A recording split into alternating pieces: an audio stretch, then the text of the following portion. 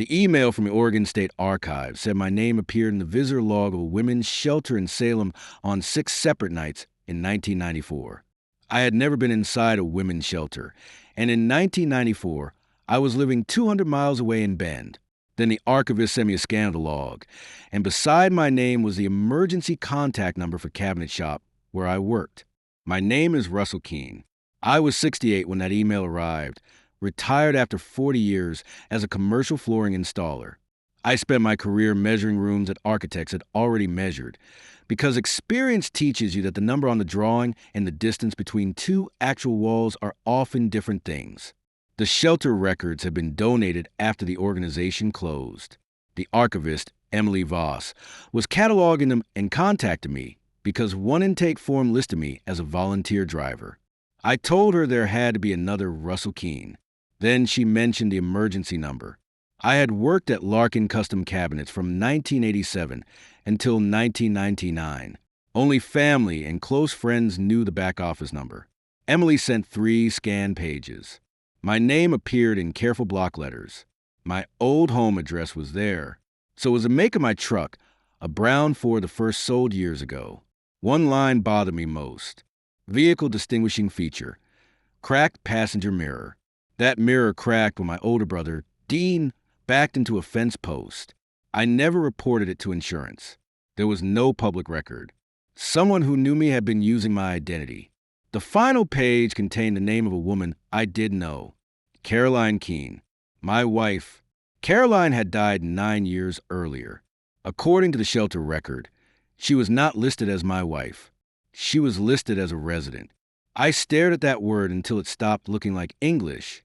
In my memory, Caroline spent those 6 nights in Portland caring for her sister after surgery. I remembered driving her to the bus station myself. The archive said she had been 40 miles away in Salem, and every night she was there, someone signed my name at the front desk. Caroline and I had been married 14 years by then.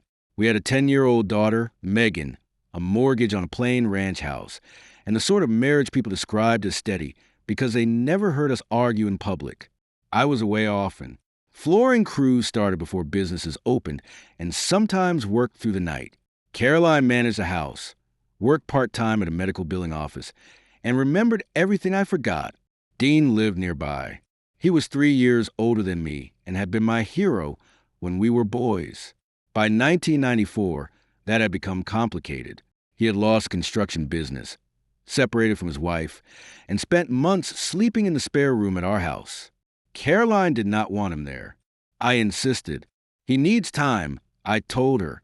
He's had 8 months. He's my brother, and I'm your wife.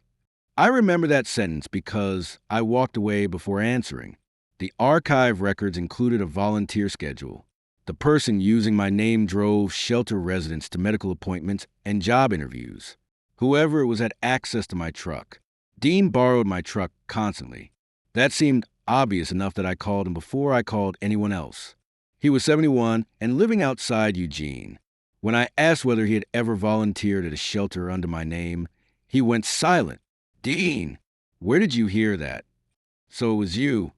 I didn't say that. You didn't have to. He exhaled slowly. Russ, leave it alone. My dead wife was staying there. Another silence. Then he said, You don't understand what that place was. Explain it. No. I felt an old anger I had not associated with Dean in years. Did Caroline leave me? No. Was she afraid of me? His answer came quickly. No. That should have relieved me. It did not. Then why was she in a shelter? Dean said, Because somebody needed her there. Before hanging up, I asked one more question.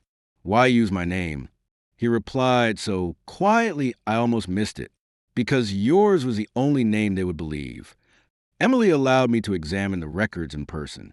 The shelter had operated under strict confidentiality, but enough time had passed that administrative materials were available for research. Personal case files remained restricted. I was not looking for a stranger's history anyway. I was looking for mine. I drove to Salem.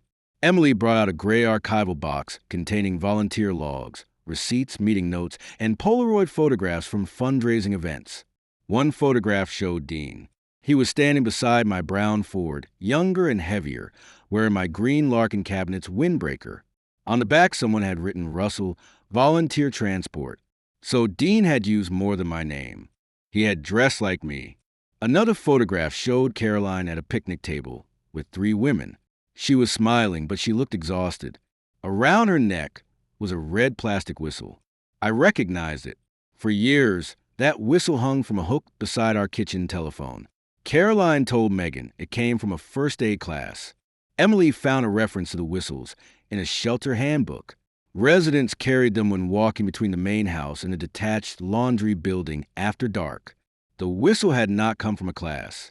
It had come home from the shelter. A receipt provided the next clue. Dean had purchased groceries for the shelter using cash. On the back, the director wrote, "Reimbursement declined. RK says this settles part of CK debt." I asked Emily what the debt meant. She could only shrug. I called Megan that evening. She was 42, a physical therapist in Boise. I asked whether she remembered her mother going to Portland when she was 10. "Sure," she said. "Aunt Lisa's surgery." Lisa never had surgery. Megan became quiet. I had checked that morning. Caroline's sister confirmed it. "Dad, what are you doing?" "Trying to understand where your mother was." Megan started crying. Not loudly. That frightened me more. "You knew?" "Not then." "When?" "Mom told me before she died." I gripped the motel phone. "What did she tell you?" "That Uncle Dean hurt somebody." I closed my eyes. "Caroline?" "No." "Who?" Megan answered. "A woman named Julia." The name appeared nowhere in the records I had seen. But Megan remembered something else. Julia had once lived in our house. I did not remember Julia. That fact disturbed me almost as much as everything else. Megan said Julia stayed with us during the summer, before Caroline went to the shelter. She remembered a woman sleeping on the couch and making cinnamon toast in the mornings. I remembered a woman. I knew her as Julie Carson, one of Caroline's co-workers. She stayed 4 nights while her apartment was being repaired after a plumbing leak. At least, that was what Caroline told me. Megan remembered 6 weeks. I called Caroline's sister, Lisa. When I said Julia's name, she stopped pretending not to know anything. "Her name was Julia Mendez," she said. "She worked for Dean." Dean had hired Julia as a bookkeeper during the final year of his construction company. When the business collapsed, several subcontractors were unpaid. Dean accused Julia of mishandling deposits. "She didn't steal anything," Lisa said. "Then where did the money go?" "Dean used it to cover old debts." Julia discovered what he was doing and threatened to tell the subcontractors. Dean fired her. Soon afterward, someone broke into Julia's apartment. Nothing valuable was taken, but her files concerning Dean's company disappeared. "Are you saying Dean did it?" "I don't know." "Did Caroline?" "No." Lisa hesitated. "Caroline thought you did." I laughed once because the alternative was shouting. Why would she think that? Dean told her you helped him. I remembered the week Dean's company failed. He asked me to move several boxes from his office into my garage. I did it without looking inside. Later, he borrowed my truck. According to Lisa, Julia saw my truck outside her apartment the night of the break-in. The cracked passenger mirror made it unmistakable. Dean had been driving. Julia believed it was me. Caroline confronted Dean, but he begged her not to tell me. He claimed he only wanted his business records back and had not expected Julia to be home. Was she hurt? Not physically. But Julia became frightened enough to enter the shelter. Caroline went with her because Julia refused to go alone. Dean followed them. And because he feared Julia would report Russell Keene for break-in, he began signing my name at the shelter. I thought I finally understood. Dean had stolen my identity to cover his own actions. Lisa said, "Russ." That's what Caroline believed at first, too. Dean agreed to meet me at a diner in Albany. He arrived wearing a canvas coat and carrying a folder held together with a rubber band. "You look like Dad," he said. "You look tired." "I am." We ordered coffee neither of us drank. I put the photograph of him beside my truck on the table. "You used my name." "Yes." "You broke into Julia's apartment." No, she saw my truck. I drove there. What's the difference? Dean rubbed both hands over his face. He had gone to Julia's apartment to retrieve financial records. He admitted that, but when he arrived, the door was already open. Inside, he found Caroline. I stared at him. Why would Caroline be there? She wanted the same records. Dean opened the folder. Inside were photocopies of checks from his old company. Several were made payable to Larkin Custom Cabinets. My employer. I recognized the signatures. Mine. For almost a year, I had been accepting cash payments from Dean for flooring work performed by Larkin crews after hours. I called them side jobs. Dean billed them through his company and kept part of the difference. I had forgotten how much work we did. Or perhaps I had reduced it in my memory because the truth was embarrassing. When Dean's company began failing, I continued taking jobs. Julia discovered payments that did not match invoices. She thought we were stealing from the subcontractors. Dean said, "Were we?" Sometimes. The word landed harder than an accusation. Dean had used incoming project money to pay us for earlier work. People waiting for legitimate checks went unpaid. I had never asked where my money came from. Caroline found cash hidden in my workshop and confronted Dean. He told her enough to make her afraid I could lose my job if Julia reported everything. So Caroline went to Julia's apartment looking for the records. She did not find them. Someone else had already taken them. Who? I asked. Dean looked at me. You did. I shook my head. I wasn't there. You were, Russ. He slid one final paper across the table. It was a police property receipt. The person who surrendered Julia's missing files 3 days later was Russell Keene. My signature was at the bottom. The police department still had a brief incident report. There had been no prosecution because Julia declined to pursue charges after her files were returned. The officer who handled it was dead, but his notes survived on microfilm. They described me as cooperative and visibly distressed. I told police I had entered Julia's apartment using a key Dean gave me. I took 2 file boxes. I claimed I believed they belonged to Dean. That was not how I remember the summer of 1994. Then I found the date. The break-in happened 2 days after I fell at a flooring job in Redmond. I had slipped from a loading platform and struck the back of my head. I spent 1 night in the hospital and returned to light duty within a week. For several days, I had headaches and gaps in short-term memory. I remembered the fall. I remembered Nora, the hospital nurse, who kept asking what year it was. But I had separated that injury from everything involving Dean. Caroline had not. Megan gave me a small box of her mother's papers. Inside was a letter Caroline wrote, but never sent. Russ, you keep asking why Julia is afraid of you. I don't know how to tell you what you did, because I don't know how much you remember. Dean came to the house after your fall. He told you Julia had stolen his company records. You believed him. You drove to her apartment. Caroline wrote that I returned home carrying 2 boxes and complaining about a headache. The next morning, I remembered none of it. Dean realized that before anyone else. When Julia called the police, he told Caroline I might be charged with burglary. Then he offered a solution. He would return the files through me and tell police I had misunderstood who owned them. If Julia dropped a complaint, nothing more would happen. Caroline agreed. So did I, apparently, once Dean explained what I had done.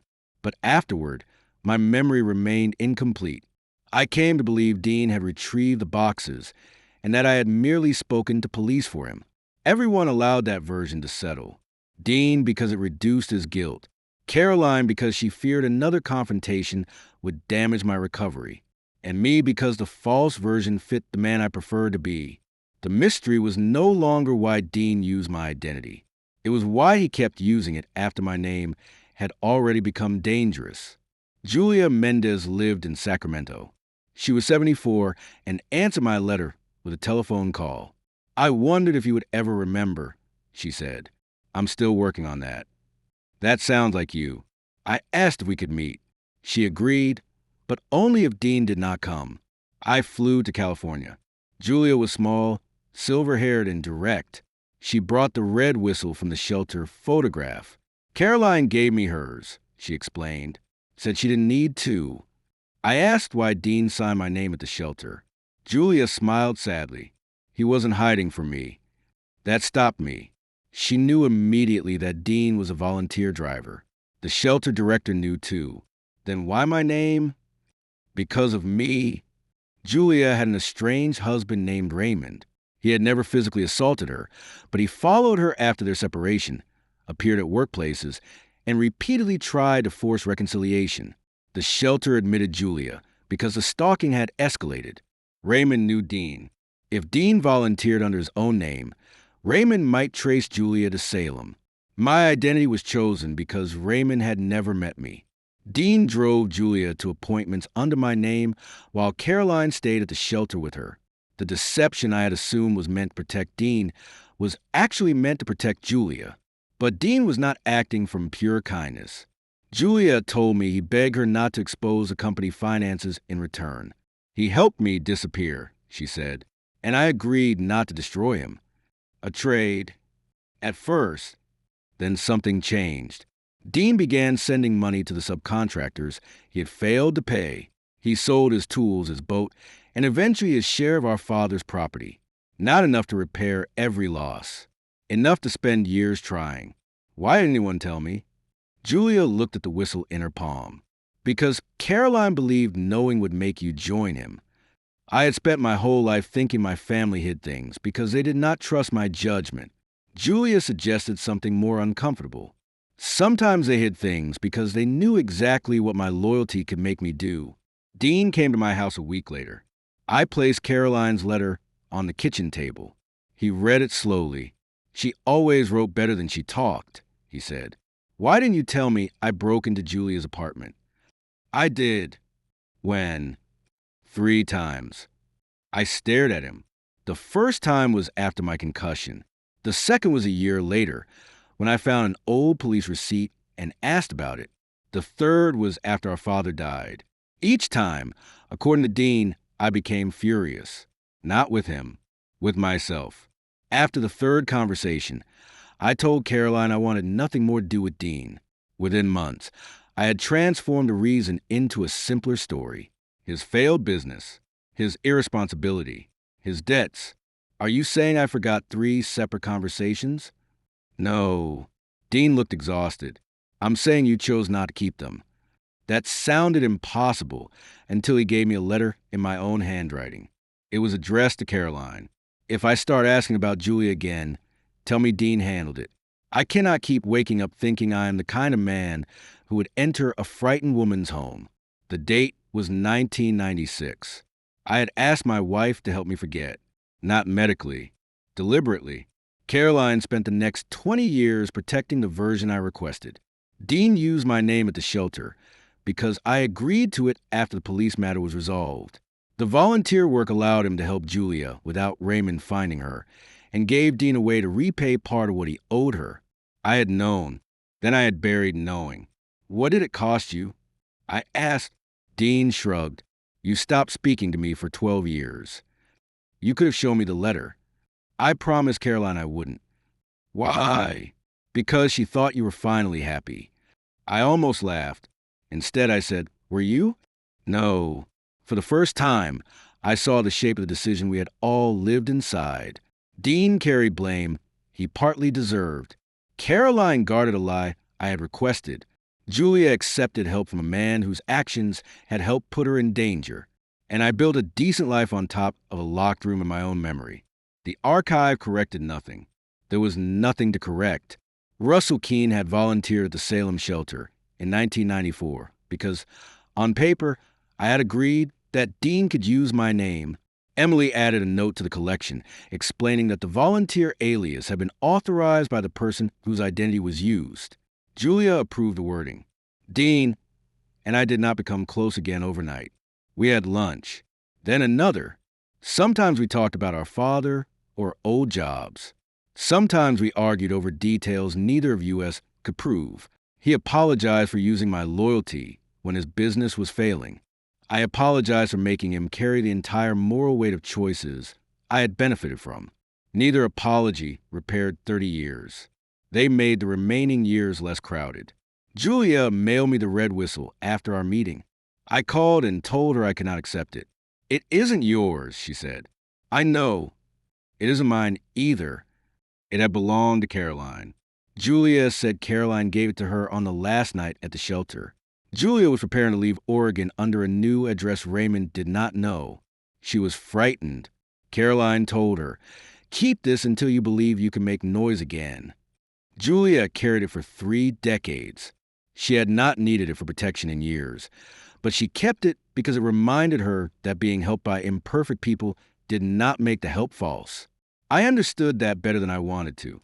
I keep the whistle in the top drawer of my workbench beside a steel tape measure from my flooring days. The tape measure is scratched and slightly bent. If I pull it across a room, it still gives an accurate distance. That used to comfort me. Now I know measurement depends on where you decide to start. For most of my life, I measured 1994 from the day Dean's company failed. That made him the cause of everything that followed. Julia measured it from the day she became afraid. Caroline measured it from my fall. Dean probably measured it from the first check he could not cover. I measure it now from the moment I asked my wife to give me a past I could live with.